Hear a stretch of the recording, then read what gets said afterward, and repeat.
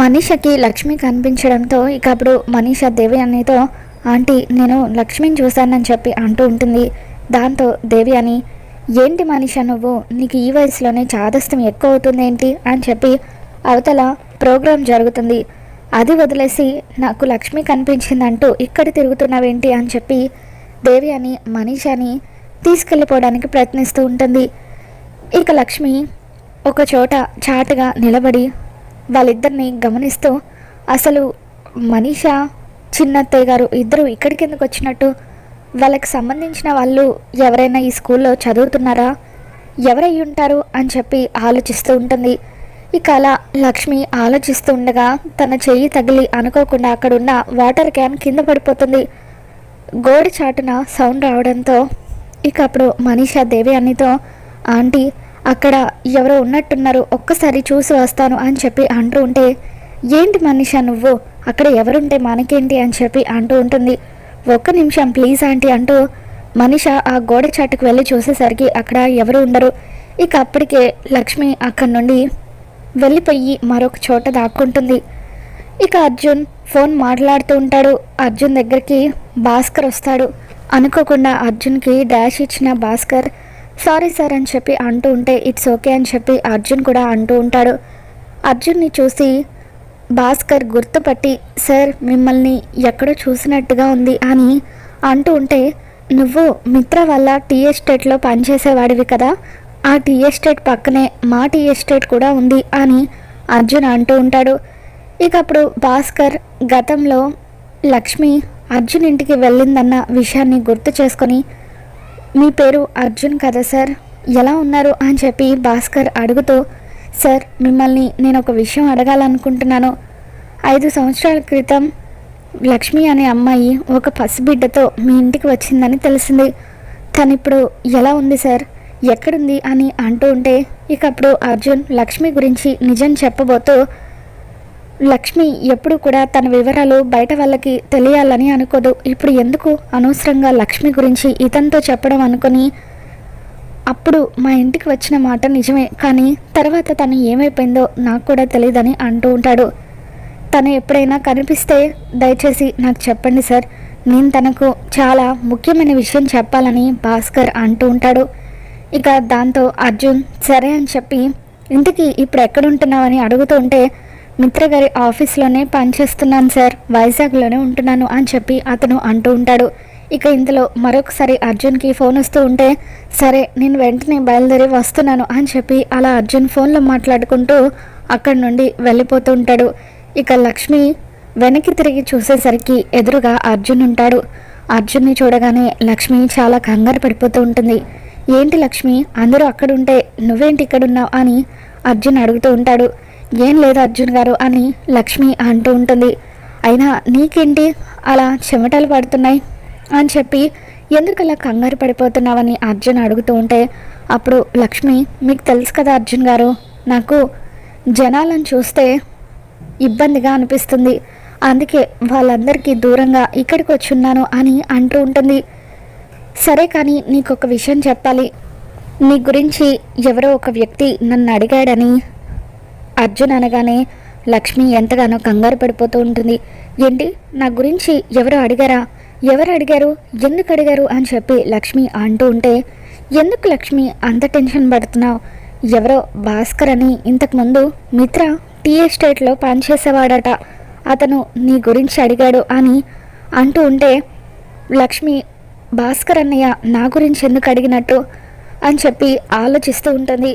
నీకేదో ముఖ్యమైన విషయం చెప్పాలట అని అర్జున్ అనగానే ఇక అప్పుడు లక్ష్మి అసలు భాస్కర్ అన్నయ్య నాకు చెప్పాల్సినంత ముఖ్యమైన విషయం ఏమై ఉంటుంది అని చెప్పి ఆలోచిస్తూ నా గురించి మీరు మొత్తం చెప్పేశారా అని లక్ష్మి అర్జున్ని అడుగుతుంటే ఇక అప్పుడు అర్జున్ లేదు లక్ష్మి నీ గురించి నాకు తెలియదని చెప్పాను, ప్రస్తుతం అతను వైజాగ్లోనే ఉంటున్నాడట, మిత్ర ఆఫీస్లోనే పనిచేస్తున్నాడట అని చెప్పి అర్జున్ లక్ష్మికి చెబుతూ ఉంటాడు.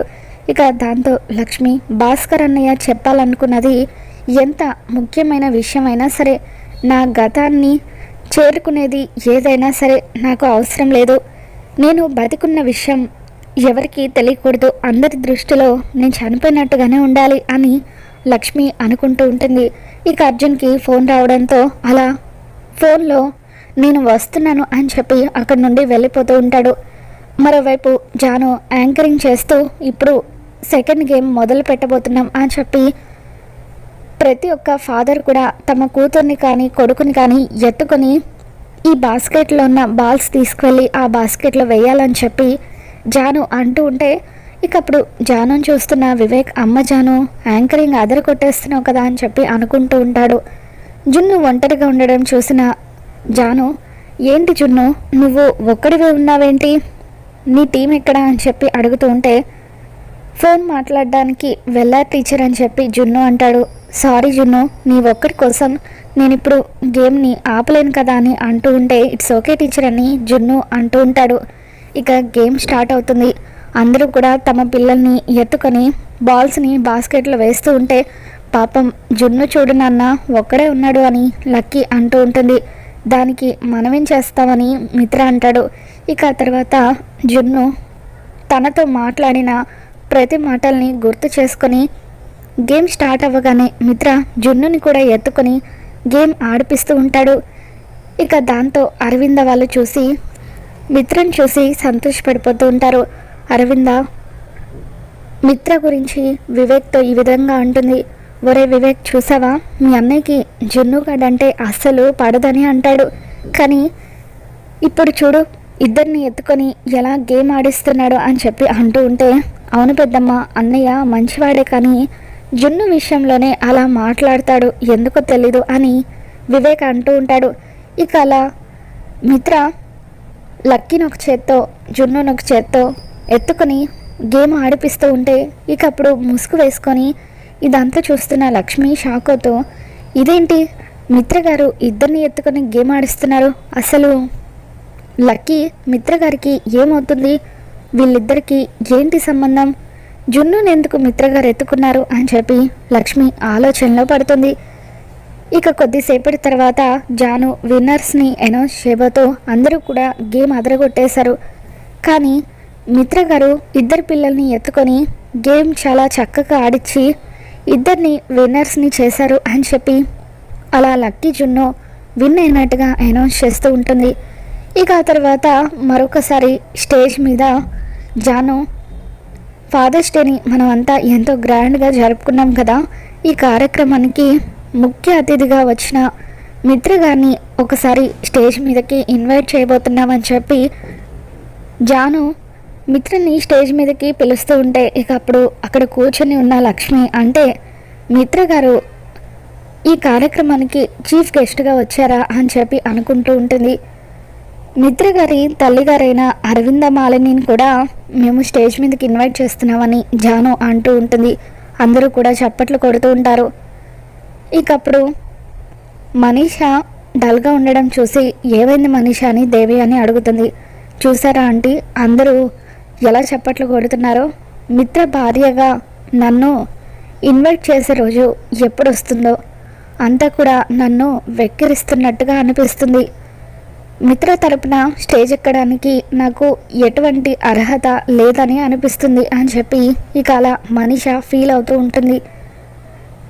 అంటే మిత్ర గారు ఈ కార్యక్రమానికి చీఫ్ గెస్ట్గా వచ్చారా అని చెప్పి ఇక అలా లక్ష్మి ఆలోచిస్తూ ఉండగా ఇప్పుడు మిత్ర గారి కూతురైన లక్కీని కూడా ఇన్వైట్ చేద్దాం అని చెప్పి అలా జాను లక్కీని కూడా స్టేజ్ మీద పిలుస్తూ ఉంటే లక్ష్మి ఒక్కసారిగా షాక్ అవుతూ ఉంటుంది. మరి ఈ వీడియో మీకు నచ్చినట్లయితే తప్పకుండా లైక్ చేయండి.